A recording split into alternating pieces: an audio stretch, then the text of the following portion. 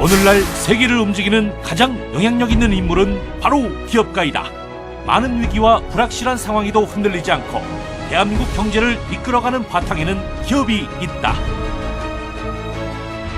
미래에 대한 통찰력, 새로운 것에 과감하게 도전하는 열정, 혁신적이고 창의적인 정신으로 대한민국 경제의 근간이 되고 있다. 그리고 그 중심에는 그 기업들을 이끄는 기업가 정신이 있다. 김영세의 기업가 정신 콘서트는 수많은 위기에서도 포기하지 않고 도전을 멈추지 않은 살아있는 기업인들의 이야기가 있다. 대한민국 경제성장의 도약을 위해 뚜렷한 목표와 소신으로 새로운 가치 창조를 이루어내려고 노력하는 기업가 정신은 그 어느 때보다 중요하다. 기업인들의 공감과 소통의 자리, 김영세의 기업가 정신 콘서트에서 그 해답을 찾아본다.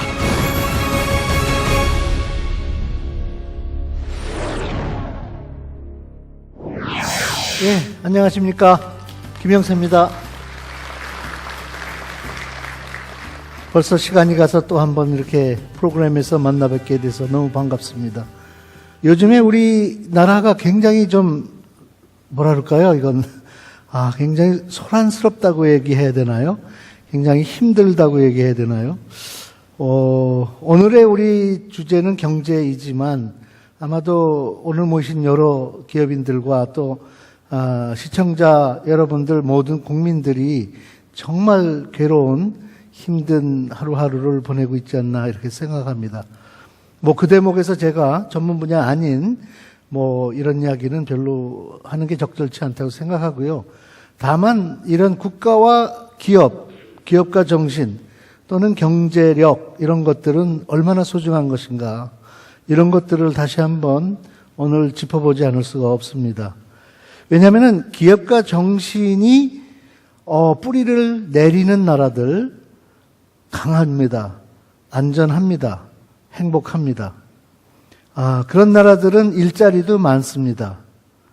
일자리를 만드는 주인들은 바로 기업가들이죠. 그래서 그들이 만드는 그 일자리들 가지고 그러한 경제를 국가의 안전을 만들기 위한 기초를 만들어서 한마디로 말하면 국가 경쟁력이라고 얘기하는데요. 국가 경쟁력을 받쳐주는 가장 현실적인 진실한 파워, 그 힘이 바로 기업가들이 만들어내는 경쟁력입니다. 이런 대목에서는 기업가 정신이라는 그 단어를 우리가 전부 다시 한번 회상해 봐야 되지 않나 그렇게 생각합니다. 저는 그렇습니다. 기업가 정신이라는 것이 배고파서 먹고 싶어서 회사를 만드는 거를 이제는 넘어섰다 이렇게 생각합니다.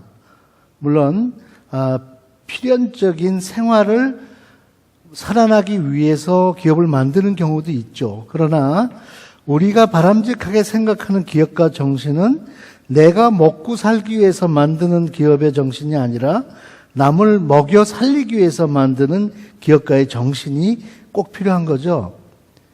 우리나라에도 기업가 정신이 뿌리를 내려야 경제력이 성장할 거라고 저는 생각합니다. 왜냐하면 한 국가가 사용하는 사용량 총량의 생산의 책임자는 누굽니까? 바로 기업가죠. 기업가들이 만들어내는 결과는 나머지 국민들이 생활하는 모든 수단이 되는 거죠. 그렇게 생각하면 우리가 기업가라는 하나의 인물, 하나의 직업, 이런 분야에 대해서 국민 정서가 아직은 너무 취약하지 않았나라는 반성을 하게 되죠. 왜냐하면 훌륭한 기업가를 만들기 위해서는 그 기업가들을 존경하는 국민들의 마음이 시작되는 거거든요. 그러니까 여러 사람들이 야, 저 기업가 멋있다, 대단하다라는 칭찬을 해줘야 그 기업가가 힘을 받아서 성공을 하게 되고 그런 기업가가 되고 싶은 아이들이 자라고 교육에서도 비중을 두게 돼서 결국은 그런 인프라스트럭처, 기업가들의 경쟁력이 나라를 받쳐주는 힘으로 작동을 하게 되죠. 오늘도 지난번에 늘 말씀드리는 거나 마찬가지로 저희 기업가 정신 콘서트의 비전이 무엇인지를 다시 말씀드리고 싶습니다. 저희가 바쁜 여러분들이 모시고 또 바쁜 기업가들을 강연에 초청하고 저희가 이렇게 만나서 이렇게 나누는 메시지들은 우리나라 전체에 좀 강하게 홍보되고 파급되어서 기업가의 존재의 이유 무엇인지, 그 다음에 그들의 역할이 무엇인지 이런 것들이 명백하게 알려지기 시작해야 합니다. 우리나라는 아직 기업가 정신이 뿌리 내리지 않았습니다. 그런데도 불구하고 경제 규모는 엄청나게 커졌습니다. 근데 문제는 지금부터죠. 왜냐하면 아직까지 만들어 놓은 거대한 경제력이 그 현재 유지하기가 만만치가 않습니다. 최근에 들은 이야기 중에 하나는 제조 산업이 한국에 지난 2017년도 상반기에 가동률이 70%대로 줄었다는 이야기를 듣고 상당히 가슴이 아팠습니다. 물론 해외에 2008년도에 전 세계적인 그런 경제 난을 당했을 때도 비슷한 그런 현상이 일어났었다고 하는데요.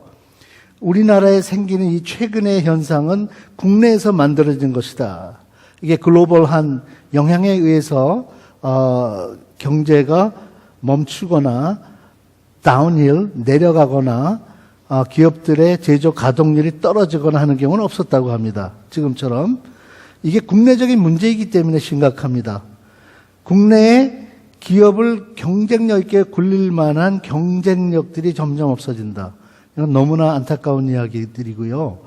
이제부터는 과연 어떠한 국가관을 가져야, 어떠한 기업인들이 이 세상에 나타나야, 우리나라에 나타나야 정말 잘 살 수 있는 나라가 만들어질 수 있을지에 대해서 우리 모두가 같이 고민하고 답을 찾아내는 그러한 모임이 되기를 다시 한번 여러분들과 함께 기대해 봅니다.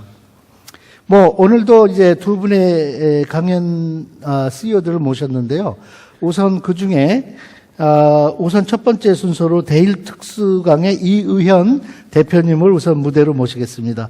다 박수로 맞아주십시오. 이 대표님. 안녕하세요. 네, 반갑습니다. 네, 반갑습니다. 우선 제가 지난번에 먼저 사전에 미팅에서도 이야기가 나왔었는데 회사가 지금 특수강 주식회사죠. 예. 대일 특수강 주식회사. 예. 예. 그 회사에서 만들어내는 그 상품이랄까 그 기술이 일반인들한테는 어떻게 설명을 해주셔야 과연 이해를 할까요? 저희들이 생산하는 거는 산업용 원자재이기 때문에 여러분들이 아마 직접적으로 보기는 쉽지가 않습니다. 자동차를 본다 그러면은 그 엔진을 만드는 금형 제조, 그다음에 기아, 축재료 그런 것들이 저희들 소재가 있어야 필수적으로 만드는 거고, 건축물에서는 알루미늄 샤슈라든가 동파이프라든가 여기에 있는 닥트 트레이 같은 거 그런 것들이 저희들 제품이 필수적으로 있어야 이게 생산이 되는 겁니다. 네, 그러니까 오늘 와주신 기업인들 중에서도 혹시는 대표님의 회사에서 만드는 그런 금속을 사용해서 생산하시는 분도 있을 수 있고요. 그럼요. 네. 그러니까 이제 그러한 기업을 위한 기업이라고 봐야 예, 되겠죠. 그렇죠. 예. B2B가 산업이시네요. 예. 좀 더 많은 이야기는 이제 우리 또 같이 모여서 좌담을 하겠습니다만은, 그럼 우선 우리 이 대표님의 강연을 듣기 전에 우리 동영상으로 먼저 한번 여러분들한테 소개를 드리겠습니다. 동영상 주시죠.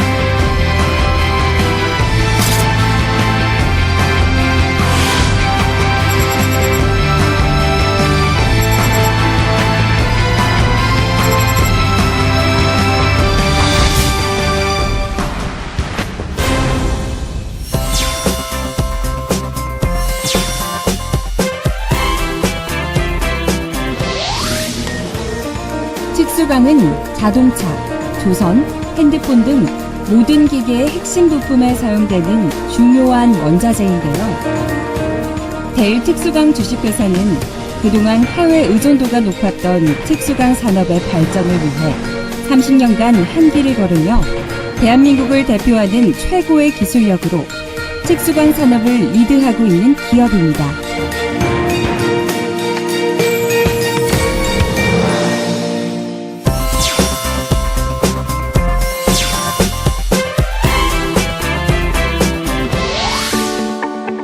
단순한 소재를 생산해 판매하는 관점을 벗어나 고객사의 작업 공정과 제품의 흐름을 파악해 원하는 기술력을 제공하며 그 기술력을 인정받고 있는 대일 특수강 주식회사.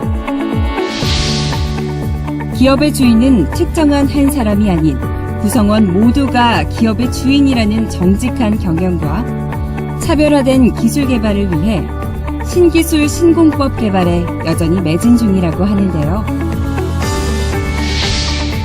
대일 특수강 주식회사 이의연 대표가 생각하는 기업가 정신은 무엇인지 들어봅니다. 새로운 가치를 창출하기 위해서 도전과 위험을 감수하면서 자기가 하고자 하는 일이 사회에 어떤 파장을 불러일으킬 건가, 또한 자라는 청소년들한테 어떤 교육적인 가치가 있나를 생각해 봐야 됩니다. 단순히 기업은 이익을 위해서만 그 업을 하면은 안 된다, 저는 이렇게 생각을 했어요. 그래서 기업이라는 것은 사회에 가치가 있으면서 존경받고 공익적인 가치의 의미를 좀 더 두고 했으면 좋겠다. 물론 기업은 이익을 창출해야 되죠. 그렇지만 이익을 창출하기 위해서 남한테 해가 되거나 사회에 악영향을 미치는 것들은 기업인이라면 해서는 안 된다, 이렇게 생각합니다.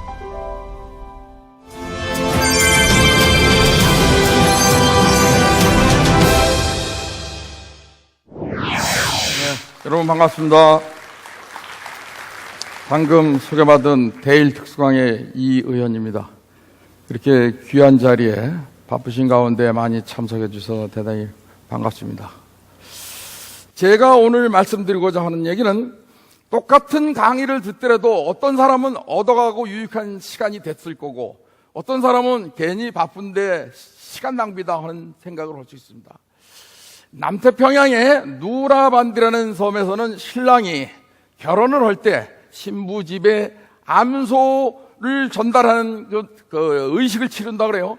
그 암소 숫자가 결국 신부의 몸값이라 그래요.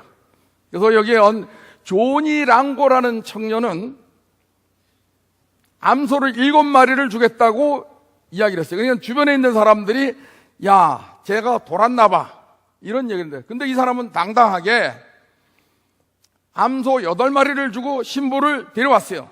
결국 암소 8마리가 신부의 가격이 아니겠습니까?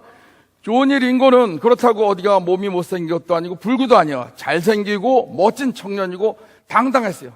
마을의 신부는 여러 사람을 고를 수 있는데 마을 잔치에 가서 이 청년이 당당하게 제가 암소 8마리를 주겠습니다 하니까 옆에 사람들이 전부 웃었죠. 야, 그러지 말고 암소 1마리만 달라고 그래, 이런 얘기를 하면서도 실제적으로 그 부 신부가 될 사람은 얼굴도 좀 그렇게 잘생기지가 않고 어깨도 우정하고 그야말로 다른 사람이 봤을 때는 8마리의 가치가 없었던 거죠. 제일 많이 두고 데려간 사람이 3사람을 암소 3마리를 데리고 주고 신부를 모셔왔는데 이 사람은 8마리를 준 거야. 그러니까 이 자기 그 신부 아버지는 평생 우리 딸이 결혼을 못할 걸 줄 알았는데 다른 사람 3마리 주고 데려왔을 때 우리 딸은 8마리에 팔려갔으니까 어깨가 으쓰겠죠. 많은 사람들이 야, 네가 신부 아버지한테 속은 거다, 이런 얘기했어요. 근데 그 신부는 자기를 그만큼 대우를 해주니까 그때부터 어깨도 펴지고 얼굴도 방글방글 자기 신랑을 위해서 최선을 다한 거예요. 그때 당시에 그 가족들이 모인 데서 신랑이 한 얘기했어요. 내가 왜 당신을 암소 8마리를 데리고 모셔왔는지 알겠느냐? 여자들이 모이면은 다 각자 자기는 얼마에 팔려왔다고 이야기를 하더라. 그랬을 때 어떤 사람은 한 마리, 어떤 사람은 세 마리, 어떤 사람은 두 마리 했을 때 그 사람들이 적게 들려온 암소를 주고 가져온 사람은 자기 스스로가 자기 가치가 낮아졌다고 평가할 거고, 그 당신 8마리를 주고 왔으니까 당신은 친구들 가운데서 가장 뛰어난 인물로서 값어치를 해야 되지 않냐. 그러니까 나한테 잘할 거고 우리 부모한테 잘할 거고, 이런 이야기를 하면서 그 사람들을 이해시키니까 역시 신랑이 바본 줄 알았더니 신랑이 자기 존재를 확실하게 다른 사람한테 느끼게 해준 거죠. 오늘 강의 제목이 그렇습니다. 관점을 바꿔서 생각하라. 여러분들은 어떻게 생각할 건지 여러분들 스스로가 한번 생각을 해보십시오. 똑같은 걸 가지고서도 암소 8마리의 가치를 할 건지 아니면 한 마리 가치를 할 건지. 그래서 저는 기업가란 어떤 목표를 가지면은 자기가 하고자 하는 일에 열망을 가지고 현재에 만족하지 말고 끊임없이 뭔가 개혁을 하면서 목표를 향해서 도전해라. 그리고 혁신해라. 그리고 진취성을 발휘해서 자기가 하고자 하는 목적지까지 도달할 수 있는 추진력을 가져야 된다. 저는 이렇게 생각합니다. 혁신성, 위험을 감수하면서 고객, 국민들한테 비전을 제시하고 자기가 추진력을 가지고 또 하다 보면 슬럼프도 빠질 때가 있어요. 그걸 자기가 스스로 인내하면서 견뎌내는 사람이 기업가라고 합니다. 그럼 리더십은 어떻게 하냐? 뭔가 형태가 갖춰져 있는 데서 조직 관리를 하면서 직원들과 고객들과 커뮤니케이션을 하면서 기업의 역량을 키워나가는 사람을 우리가 리더십이라고 할 수 있겠죠. 여러분들 이 어항에서 보십시오. 어항에 있는 물고기가 튀어나가면 죽을 수도 있어요. 반드시 죽지요. 그렇지만 여기서 죽을 것 같다고 그래서 안 튀어나가면 결국 프라이팬으로 올라가는 거죠. 뛰어나가면 바다로 가서 자기가 살아가는 거예요. 기업이라는 건 그렇습니다. 여러분들이 보시면 창업 기업이 3년 내에 망하는 게 99% 아니겠습니까? 그 1%를 가지고 성공하느냐 못 하느냐 하는데 그래도 뛰어나가야 되죠. 여기서 여러분들이 안 좋으실 겁니까? 여러분들 생각해 보십시오. 우리가 기업가, 아까 우리 김영세 회장께서 얘기했지만 기업가가 존경받는 사회가 발전하는 겁니다. 기업가를 존경하고 기업가가 되고자 하는 열망, 특히 청년들이 나도 저 사람을 닮고 싶다, 이런 생각을 많이 가진 집단이 결국 선진국으로 갑니다. 그래서 우리가 흔히 후추파 정신, 이거는 당당함과 뻔뻔함, 기업을 하려면 그래야 돼요. 여러분들 현대 정재용 회장이 영국에 가서 선박을 수주할 때 어떻습니까? 동전, 거북선 하나 있는 동전 들고 가서 우리나라는 거북선을 만든 나라라 하면서 수주 받았잖아요. 얼마나 당당하고 뻔뻔하고 저돌적입니까? 그와 같이 기업인들은 경우에 따라서는 당당하고 또 한 경우에 따라서는 스스로가 추진력을 가지고 좀 저돌적으로 해나가야 되는 그런 모습들이 보여야 되는데 그런 걸 안 하더라고요. 근데 우리가 학교에서도 보면 교육이 선생님한테 질문해서 지적받으면은 잘못하면 많은 학생들 앞에서 창피당할까봐 그런 얘기들을 잘 안 하죠. 그렇지만 여기 보면은 질문, 여러분들이 질문을 최소한도 이건희 회장께서 지난번에 그랬잖아요. 질문을 5번 하라고. 왜 그 사업을 해야 되는데? 왜 네가 해야 되는데? 왜 지금 우리가 이 타이밍에 이걸 시작을 해야 되는데? 최소한도 5번 정도 하다 보면은 길이 열린다고 그랬습니다. 여러분들, MIT의 교수인 레스터 교수는 이런 얘기를 했어요. 자기 지식의 지배라는 저서에서 기업가가 결국은 사회를 번창시키고 미래를 끌고 갈 거다. 여러분들 그렇지 않습니까?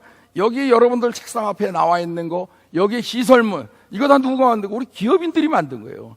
아무리 IT가 발달되고 인터넷이 발달되더라도 최종적으로는 어떻게 재화가 움직여야 되는 거 아닙니까? 재화가. 그 우리가 요새 보면은 너무 급속도로 변화되니까 IT 기술이 발달되면서 우리의 일자리가 없어진다 이런 생각을 하죠. 근데 일자리가 없어지는 것만큼 새로운 가치 있는 일들이 많이 생기더라. 농업사회를 보십시오. 과거에는 시골에서 모내고 그다음에 줄 띄워서 소로다 갈고 그랬는데 지금은 어때요? 트랙터로 다 사람 없이 일하잖아요. 근데 어떠세요? 지금 그 노동인구들이 전부 생산 공장으로 왔고 유통 서비스 분야로 다 이동을 했죠. 없어지는 게 아니라 새로운 일자리는 다시 생성되는 겁니다. 그러니까 여러분들이 관점을 바꿔서 크게 보신다 그러면 그것이 보이는 거예요. 똑같은 사물을 보는데도 남들과 다르게 봐야 되는 거죠. 아까 얘기한 대로 관점, 어디에 포커스를 둘 거냐? 여러분들의 눈높이만큼 보는 거예요. 여러분들이 어떤 마인드를 가지고 있냐 해서 그것이 보이기도 하고 그냥 스쳐 지나간 거죠. 인연을 그냥 인연으로 생각하지 말고. 그래서 우리가 생각과 말, 생각이 결국 자기 행동을 지배하고, 그럼 생각을 어떻게 하냐? 긍정적인 생각을 하라 이거죠. 부정적인 생각을 하면 세상은 불평, 불만, 투서지. 사건, 사고, 투정이야. 뉴스만 틀으면 대한민국은 곧 망할 것 같아. 사건, 사고만 나. 근데 이면에는 그렇지 않잖아요. 그거는 극히 일부니까 우리 긍정적인 마인드를 가지고 우리나라는 더 잘 살 거고, 그 다음에 우리 경제는 더 성장할 거고, 우리 자식들은 더 훌륭하게 될 거고, 여러분들이 마인드를 가지고 스스로가 자기 삶을 주도적으로 끌고 가야 된다. 그러면 이 기업가 정신의 교육에서는 우리가 어떤 거를 봐야 되냐? 분명히 기업이 어떤 인재를 원하는 걸 봐야 되겠죠. 기업은 혁신적인 능력을 가진 사람을 원하지 그저 평범한 사람을 원하진 않아요. 기업들은 수익을 낼 수 있어야 되는데 이제는 평범해가지고서는 수익을 못 내는 거예요. 남이 안 하는 방법.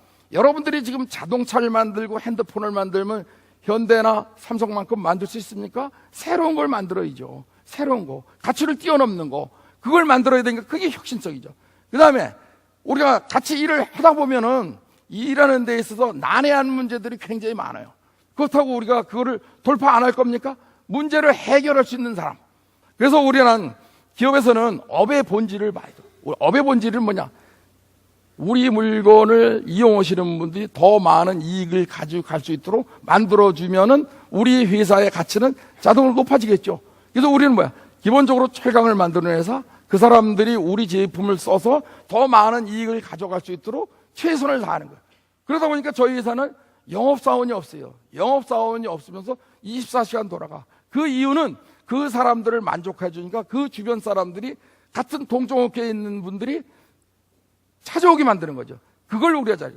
여러분들 사업을 할 때는 또 다른 일을 할 때는 분명히 여러 상황 중에서 여러분들이 기회를 포착할 수 있는 능력을 갖춰야 돼. 여기 보시죠. 독수리가 자기의 먹잇감을 딱 낚아채는 그 순간 여러분들이 그걸 만들어내는 거죠. 그래서 우리는 다른 사람이 생각지 않는 것들을 창의적으로 집어넣어서 만들어낼 수 있는 그런 사람입니다. 여기 보시면 오늘 힘들어, 내일은 더 힘들어, 꼭 죽을 것 같아. 그렇지만 대부분의 사람들이 거기서 지쳐버리면 안 됩니다. 왜? 내일까지 살아남아야 되니까. 여러분들 기업이 지금 아무리 어렵다 그래도 살아남아야 됩니다. 나중에 보자는 사람 하나 두려울 게 없죠. 여러분들은 어떻게든지 살아남아야 돼. 그러기 위해서는 남의 뒤를 따라가서는 안 된다. 여기 보시면 저는 이런 신조로 살고 있습니다. 저의 신념입니다. 1%의 가능성만 있으면 도전하라. 여기 회사 경영하시는 분들 보세요. 99% 다 잘 됐어도 1%의 불량이면 그건 불량이야. 거꾸로 1%의 가능성만 있으면 여러분들이 뭐든지 할 수 있다 생각하면 할 수 있는 거야. 그러기 위해서는 도전, 기회 포착, 리스크를 감수하고. 가수가 제일 행복할 때가 어디예요? 무대에서 노래하다가 죽으면 제일 군인 전투 현장에서 스스로가 최선을 다했다고 생각할 때 그때가 가장 행복합니다. 여러분들도 기업하시는 분들도 그런 걸 만드시죠. 우리가 생각했던 것들을 만들어내는 거, 이런 걸 해야 되죠. 그 기회가 언제 오냐? 스스로가 요거를 찾아내는데 살금살금 소리가 안 날 정도로 하는 거죠. 우리가 양궁에서 보지만 스스로가 활을 멀리 세게 당길 수도 멀리 나간다고 그러지 않습니까? 이런 것들을 만들어내고 여러분들이 서 있는 위치에서 각자 자기는 뭘 할 건가? 그래서 스스로 생각하기에 나는 진짜 나를 알고 있는가? 자기 성찰을 해야 되는 거죠. 주말에 산에 가면서 먹구름이 오고 바람이 불고 나뭇가지가 흔들릴 때 그러면 곧 비가 온다는 거죠. 여러분들 그걸 여러분들 스스로가 깨우치고 포착해서 그 다음에 대비를 해야 되는 건데 이런 대비가 없으면은 여러분들 스스로가 결국은 실패를 하는 거죠. 그래서 저는 여러분들한테 생각하는 거는 누구나 특별한 조직에 속하고 싶어요. 근데 이 특별한 조직이라는 것이 어떤 거냐? 결국 다른 사람들이 생각지 못하는 것들을 우리가 만들어내는 거. 이게 누구나 다 똑같죠. 그래서 여러분들이 이제 국내는 포화 상태예요. 해외로 나가서 여러분들을 시장을 넓혀주시고, 그 다음에 여러분들 사장님들이 생각하는 건 뭐예요? 어디 특별한 사람 없나? 그렇게 생각하죠. 근데 특별한 사람 분명히 있습니다. 여러분들 스스로가 특별한 생각을 해요. 그거는 마음을 비우면 돼요. 여기서 보시면은 누구나 특별한 조직에 살고 싶지만 어린아이 같은 순수한 마음으로 이걸 만들어내지 않으면 그 기회는 없다. 저는 이렇게 생각합니다. 오늘같이 여러분들이 끊임없이 배우고자 하는 욕망을 가지고 성공한 사람, 실패한 사람들의 이야기를 많이 들어서 여러분들의 사업에 접목을 시킨다면 분명히 여러분들은 뿌듯함을 느낄 수 있고 여러분들이 원하는 것을 할 수가 있습니다. 제 이야기가 너무 길어졌는데 오늘 여기까지 말씀드리겠습니다. 고맙습니다. 이어서 두 번째로 제가 모시겠습니다. 동아정밀의 김홍열 회장님 앞으로 나와주십시오.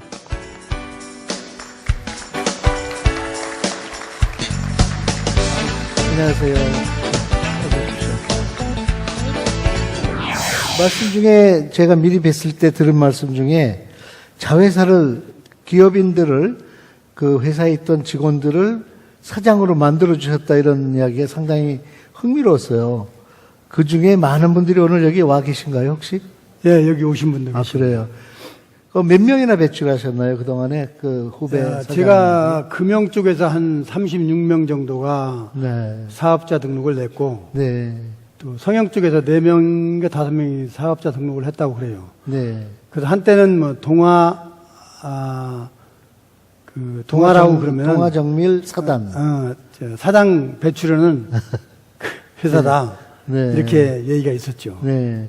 그런 면에서 보니까 굉장히 그 후배 양성에 흥미를 느끼시고 계시고 앞으로도 계속해서 또 확대하시겠네요. 그런 사업은. 제가 너 사장 해라 해서 나가는 게 사장할 능력이 있는 자는 나갑니다. 네. 그래 거기 가서 하다가 또 실패를 하는 사람은 받아들입니다. 네. 그럼 회사에서 다 빠져나가면 어떡하시나요?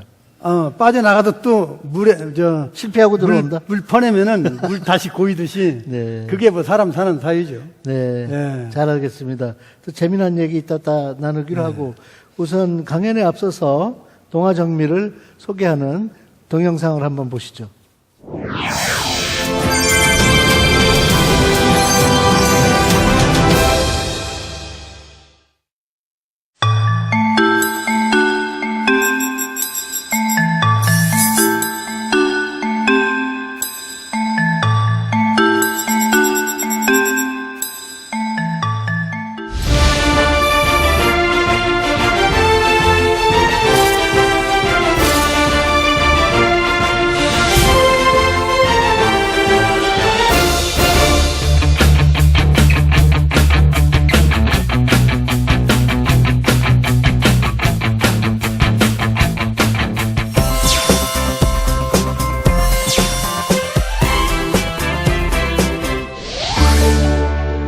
음료수, 음식 등 다양한 모양의 페트병. 우리 주변에서 흔하게 볼 수 있고 사용하는 제품인데요.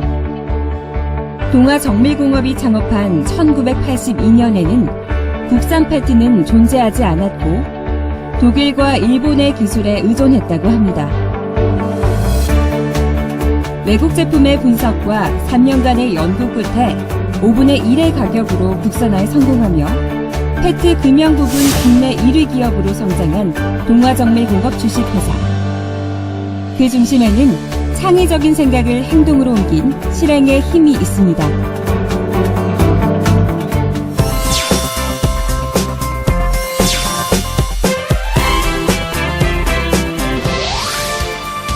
우리가 매일 마시는 물이 담긴 폴리에틸렌 물병을 가볍고 투명한 페트병으로 바꾸는 전략에도 성공해 100% 점유율을 가진 성공적인 기업의 김홍열 회장. 그의 핸드폰에는 인류를 위하여라는 문구가 적혀 있다고 하는데요. 현재의 성공에 안주하지 않고 인류의 편리함을 위해 새로운 아이디어로 편리한 제품을 생산해 매출의 60%를 수출로 일궈냈다고 합니다. 수입에 의존했던 기술이 이제는 세계에서 당당하게 인정받으며 글로벌 기업으로 거듭나고 있는 동아정밀공업 주식회사 김홍열 회장이 생각하는 기업가 정신은 무엇인지 들어봅니다. 기업은 이익을 창출해야 되거든요. 그러기 위해서는 숱한 많은 도전도 해야 되고 새로운 것도 만들어야 되고 또 거기에 대한 지식도 얻어야 되고 이런 것들이 수반돼야 됩니다. 그러니까 제가 그동안에 쭉 해왔던 것을 그대로 그냥 말씀드리겠습니다. 저는 매년 신제품을 하나씩 내고 있습니다. 그 신제품이 나오지 않으면 그 해 매출은 떨어지는 거거든요. 그러니까 그런 것들이 계속 수반돼야 회사가 살아갈 수 있다, 그런 얘기입니다. 저는 그러기 위해서 사업 시작부터 어려운 환경에서 시작을 했기 때문에 남과 같이 해서는 남보다 앞서갈 수 없다는 좌우명을 항상 머리에 넣고 있었어요. 그것들이 내가 이때까지 존재하게 된 동기부여가 되지 않았나 이렇게 생각을 합니다. 어려운 일도 있었고 한때는 뭐 좋은 호황을 누릴 때도 있고 그렇지만 그런 것들이 매년 계속되는 건 아니거든요. 근데 그거를 적절하게 잘 유지하기 위해서는 항상 새로운 거에 도전하는 그런 마음을 갖고 있지 않으면 굉장히 유지하기가 어렵다고, 그 정신 자체가 기업가 정신이 아닌가 생각합니다.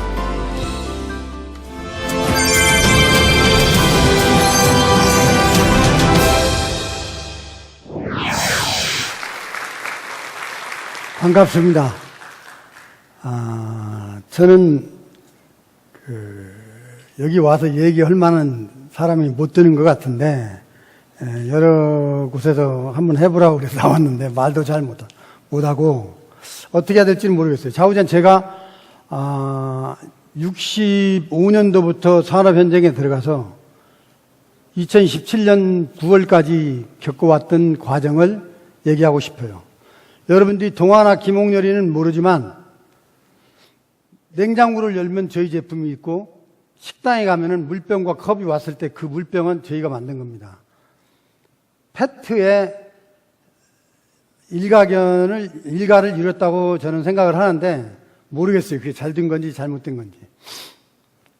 제가 지나온 과거를 말씀드리죠. 1965년도에 내가 이 일선에 뛰었단 말이에요.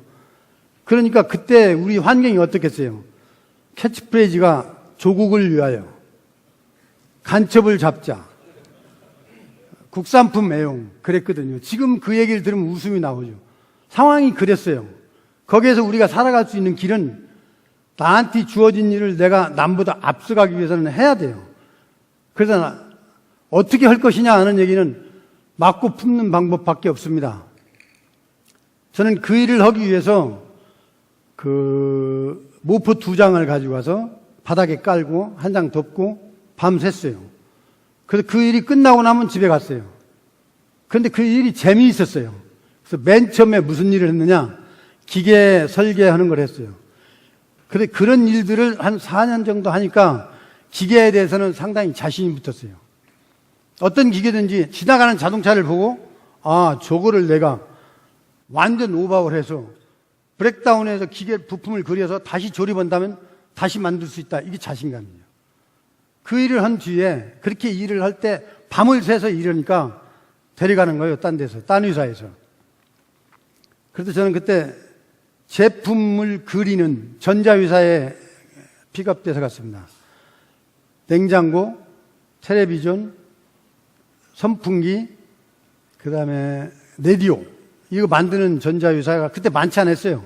거기에 가서 부품 하나하나를 제품을 그렸어요. 부품도를 그리는 거예요. 그 부품을 만들어지면은 그 부품이 나중에 프레스 공장으로도 가고, 몰드 공장으로도 가고, 또 뭐 펠트나 라바나 여러 가지 공장이 많이 그 양산으로 찍어야 되니까 그걸 찍기 위해서는 틀이 있어야 돼요. 그 틀이 바로 금형입니다. 그 틀 만드는 공장으로 가서 만들어 오면은 제가 그렸던 그 제품이 제대로 됐는지 안 됐는지 스펙을 제가 확인을 합니다. 그래서 리젝트 넣을 건 넣고 없앴던 건 없앴다고 해서 다시 그 컨트롤까지 다 하는 거예요. 그리고 난 뒤에 다시 또 픽업이 됐어요. 그건 저한테는 해피하지만 제가 있던 회사에서는 그렇게 반가워하지 않는 일이죠. 그래서 한 회사에 에버리지로 한 3년 정도씩 있었어요. 그래서 금형 공장으로 다시 픽업이 됩니다. 그래서 금형 공장에 가서 금형 설계를 했어요. 그러니까 기계 설계하고 제품 설계하고 금형 설계를 해봤어요. 그러니까 그 뒤에는 어떤 제품이 오더라도 자신이 있었습니다. 그런데 그런 소문이 나니까 제가 그때까지 고등학교에 나와 있는 상태예요. 그런데 대학교 나온 사람보다 돈도 더 많이 받고 팔려간다고 말이 좀 어폐가 있지만 스카우트 대 가는 기회가 많이 나오는 거야. 일본에서 금형 공장을 하나 인수해가지고 한국의 금형 공장하고 이렇게 혼합을 해서 한국의 금형 공장을 차린 분이 자기네 공장에 와서 공장장을 해달라 그런 얘기예요. 그런데 실제로는 잘 몰랐어요. 제품 만드는 거는 잘 몰라요. 도면적으로 하는 거는 할 수 있지만 갔습니다. 가서 어떻게 했느냐. 가서 보니까 20억짜리 공장이에요. 지금 구로 3공단에 있었는데 저는 그 기계를 상당히 많이 기계를 가져왔어요. 일본에서. 그 다양한 기계를 가공할 일을 찾아내야 되는데 그러지를 못했어요. 그래서 저 2년 반 동안 거기서 죽으라고 했어요. 어떻게 했느냐. 120억짜리 매출을 하는 회사를 만들었어요. 20억짜리 공장이 120억 했으면 600% 성장입니다. 2년 만에. 지금은 그게 불가능해요. 그러니까 뿌듯하죠. 걱정이 할 것이 없어요. 거기에서 저는 인젝션 브로우라는 금형을 맡아드립니다. 그게 이제 요구르트 병인데요. 지금 얘기하면. 그때는 우유를 거기에 담았어요. 그래서 그 금형을 만들어서 넘겨주고 도면을 넘겨줬는데 그 뒤부터는 그 금형은 국내에 완전히 퍼졌어요. 도면을 청계천부터 시작해서 영등포까지 전부 다 뿌린 거예요. 그래서 부품을 갖다가 조립하니까 제품이 되는 거예요. 굳이 3천만 원 안 줘도 되는 거예요. 1억 5천 안 주고도 할 수 있다 이거죠. 그런 시대가 있었습니다. 그런데 다시 또 그런 요청이 왔을 때 그쪽에서 회사 측에서는 별로 반가워하지 않았어요. 왜 그러냐? 그걸 하나 만드는데 너무나 그 집에 안 갔어요. 집에 안 가고 붙어서 끝장을 봤어요. 그게 이제 과거에 하던 것이 남아 있었던 거야.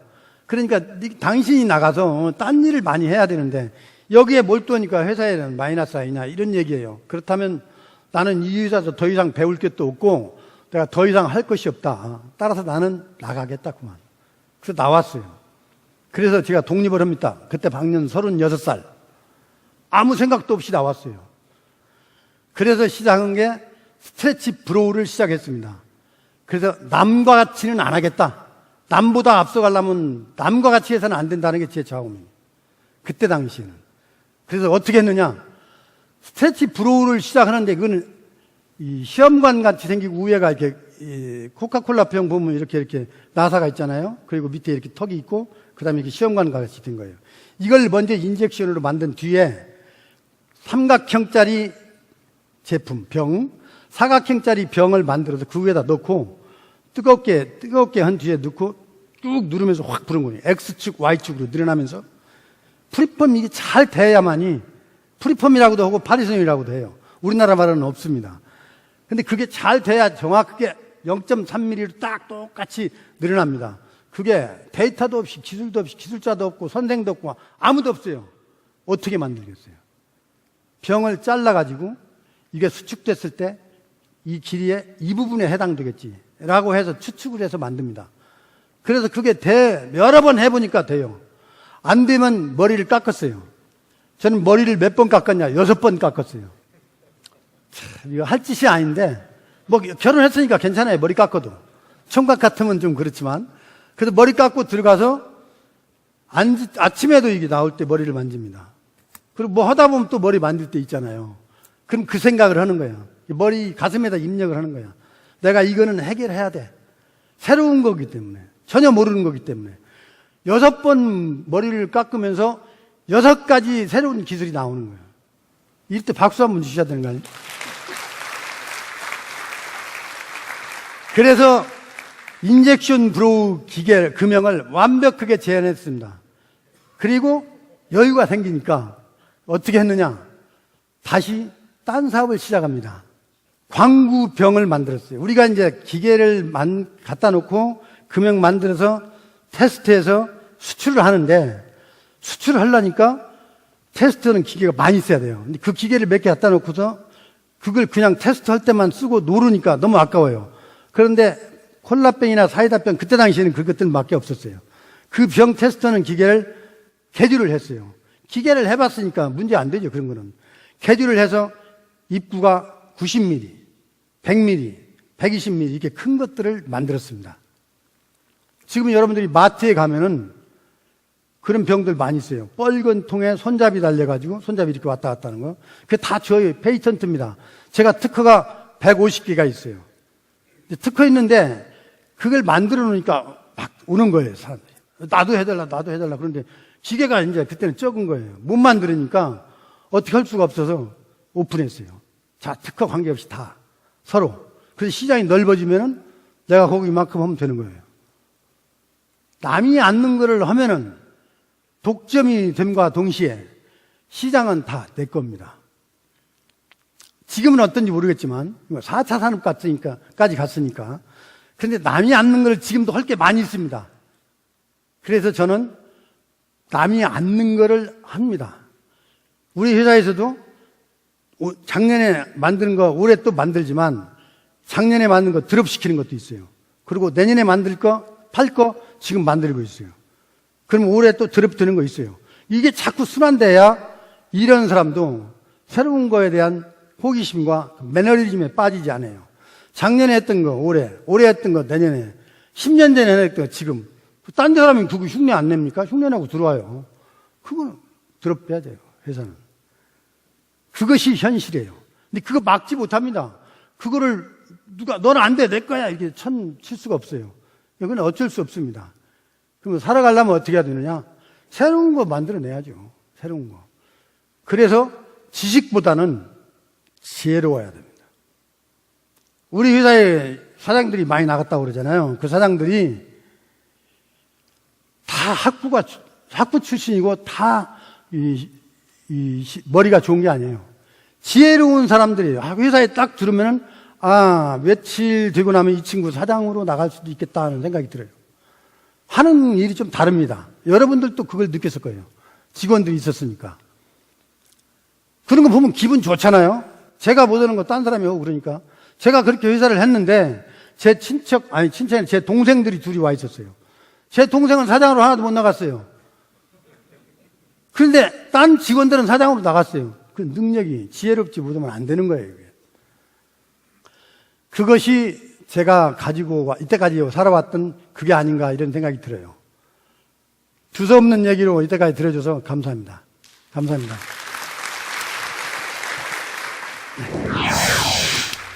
오늘 이렇게 열정적인 강연을 해주신 두 대표님, 역시 지혜가 느껴지는 그런 강연이었습니다. 그 강연을 되게 즐기시는 것 같았어요. 앞으로 전문 강사로 어떻게? 놀라울 땐 떨렸는데 얘기하니까 좀 덜 떨려요. 끝이 안 나더라고요. 아니, 너무 재밌게 말씀해 주셨고 아주 멋있었습니다. 그리고 또 이의원 대표님께서도 아주 용기 있는 강연을 해주셨어요. 저는 이 대표님께서는 대학생들 앞에 가서 한번 해주셔도 좋을 것 같아요. 더 이게 긍정적인 마인드를 가져라 뭐 이런 말씀도 상당히 이렇게 귀에 남습니다. 예. 오늘 소감을 한마디로 말씀해 주시면은 우리 이 대표님께서는 오늘 어떤 소회가 있으십니까?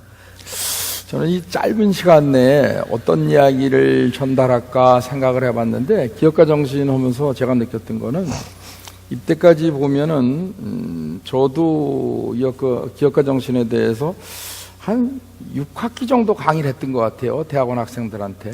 근데 보면은 대개 보면 사례가 과거에 어떻게 해서 어떤 과정을 거쳐서 오늘에 왔다 이런 이야기들이 대부분이었어요. 네. 그래서 저는 이 제의를 받고 나는 조금 달려오겠다.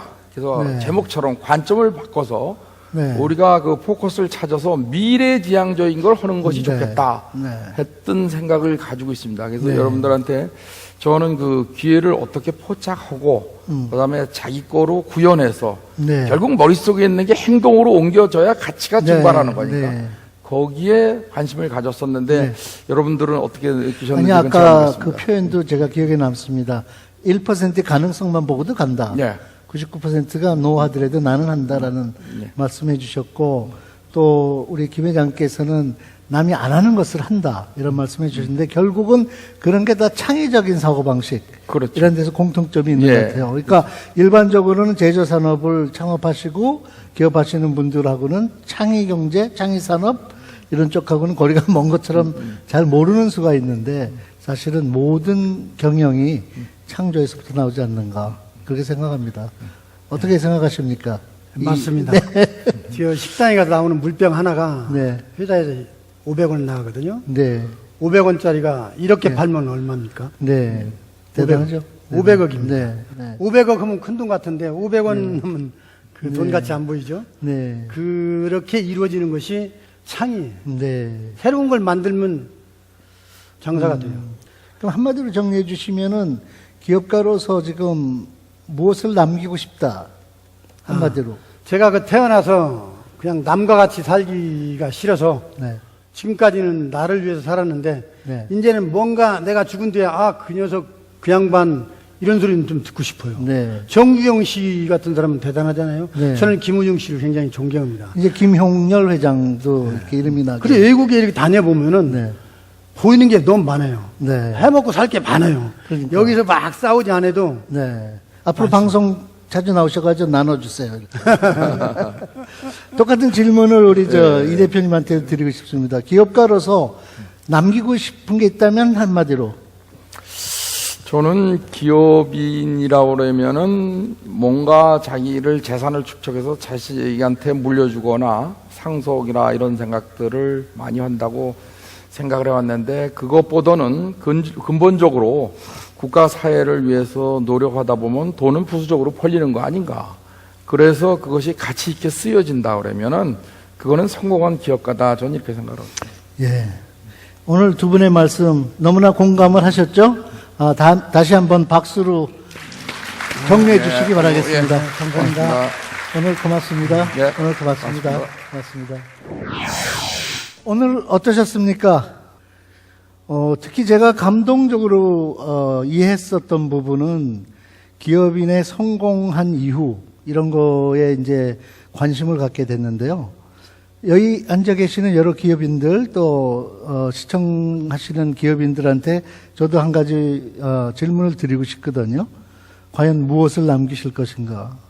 예컨대 돈 많이 번 기업도 대단하지만 위대한 기업은 어떤 것인가? 부자된 사업가도 물론 부러움을 살 수 있지만 정말 존경받는 기업인은 누구인가? 이런 것들에 대해서 이렇게 화제가 되고 이슈가 되고 토론이 되는 자리, 이런 것들이 필요한 것 같습니다. 저는 특히 이제 실리콘밸리에 있는 기업인들과 이렇게 우리나라 기업인들을 비교하면서 굉장히 깜짝 놀라는 부분이 하나 있어요. 실리콘밸리에는 한국의 가장 큰 기업보다 훨씬 큰 기업들이 많아요. 물론 그런 기업들이 창업자들이 아주 어리죠. 30대도 있고 20대도 있고 그래요. 그 다음에 이제 성공한 기업인들도 있죠. 근데 성공한 기업들이 뭐를 가장 멋지게 하냐 하면은 후배 양성입니다. 그러니까 기업을 단일 기업으로 엄청나게 커다랗게 만드는 것보다 그들은 핵심적인 기업을 성공시키면서 관련된 기업을 투자합니다. 그래가지고 구글 같은 회사는 1년에 거의 100개를 M&A 하죠. 투자를 하거나 M&A 하거나. 그렇게 되면 그 기업들은 구글의 자회사가 아니에요. 구글이 투자한 회사죠. 자기의 자회사만 엄청 키우는 우리나라하고 전혀 상관없는 그냥 투자해서 기회를 주는 성공 기업인들하고의 그 그림은 엄청나게 차이가 나더라고요. 너무 멋지더라고요. 지금 제가 부러워하는 거는 실리콘밸리라는 그 전체의 움직임이거든요. 그 에코시스템이라고 얘기를 하는데 실리콘밸리 전체가 한 덩어리로 움직이고 있습니다. 엄청나게 성공한 억만장자들이 알고 보면 수십 개 회사를 투자를 하고 있어요. 직접 간접 협업은 하지만 종속된 회사는 아니에요. 별개의 회사들이죠. 그래서 오늘은 저는 성공한 C업인들의 그 다음은 무엇인가? 그러면 지금 현재 바쁘게 성공을 만들어 가시는 여러분들도 미래를 계획하실 때 우리의 목표는 무엇인가? 기업을 성공시켜서 나의 꿈, 얼티메이트한 대단한 나의 최종의 목표는 무엇인가? 무엇을 남길 것인가? 이런 거를 질문했으면 좋겠고요. 그런 데서 아마도 여러분들께서는 사업 영역을 훨씬 더 크게 보실 수 있을 것 같아요. 시야가 넓어진다. 그리고 내 직원이 아니래도 내가 투자하거나 관계하는, 키우는 후배들의 회사들을 활용해서 나의 재능을 세상에 널리 알릴 수가 있다. 그게 바로 기업가의 파워풀한 마인드다. 기업가 정신이다. 나 자신의 역할에 한계가 있으나 나의 역량을 보급하고 배급하고 키우고 후배들을 양성하면서 투자를 통해서 기업의 산업의 그 생태계를 만들어내는 것이다. 이런 이야기를 제가 오늘 대단히 열심히 드리는 이유는요. 이러한 기업 문화 내지는 국가의 경쟁력은 바로 기업인들밖에 만들 수가 없습니다.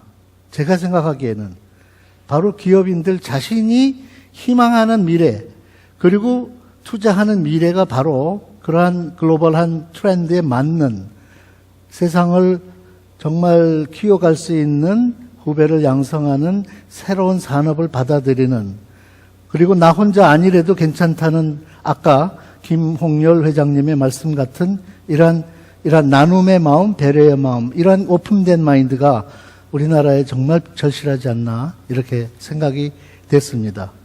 그래서 우리 모두 기업을 열심히 만드시고 성공을 하시면서 성공한 이후를 한번 오늘부터 그림에 담아주시고 계속 연구해 보시기를 한번 당부해 드리고요.